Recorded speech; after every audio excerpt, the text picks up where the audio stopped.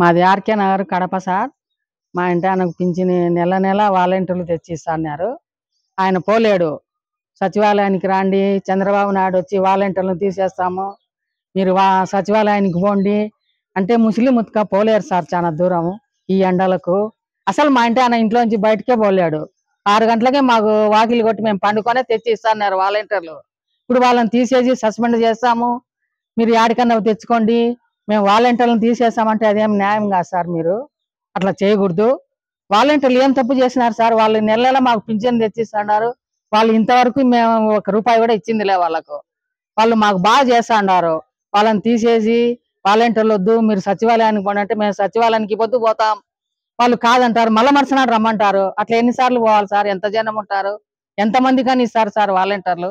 వాళ్ళు కాక సచివాలయంలో ఆడ కొట్లాడుకొని ముస్లిం ఉతకపోయి అన్నము నీళ్లు లేక ఎండలకు పడిపోతే కష్టం అదే సార్.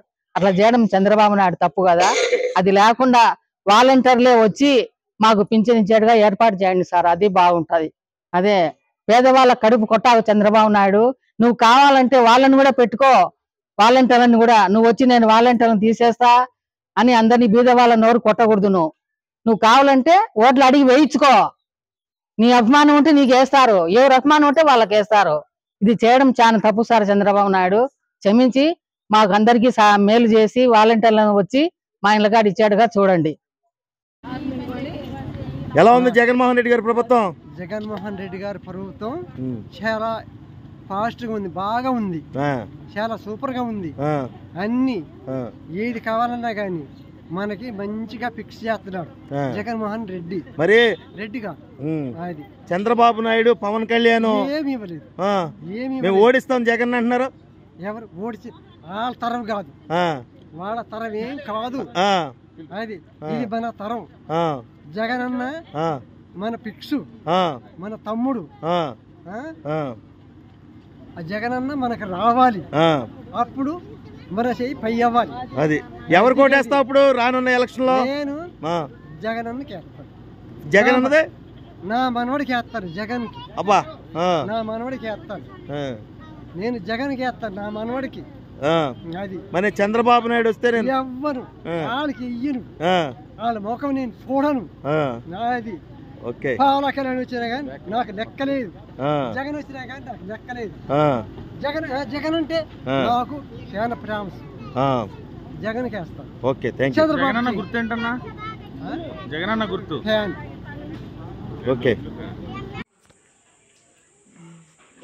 నమస్కారం అండి. నమస్కారం అండి జగన్ గారు. మరి ఇలా ఉండండి మా పరిస్థితి. మా మొక్కలో లేదండి.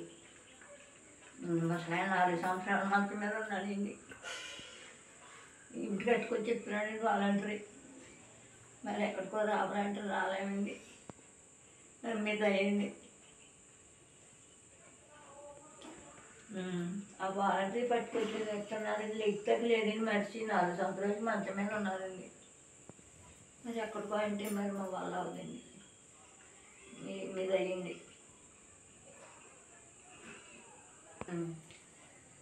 జగన్ గారే రావాలని కోరుకుంటున్నాను. మరి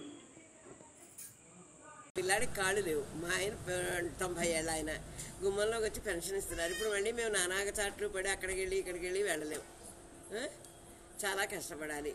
మరి ఉన్న రాజకీయాల విషయాలు అవి అంటే నాకు తెలియదు నాయన. నేను పెద్దదాన్ని, నాకు 80 ఏళ్ళు వచ్చేసాయి.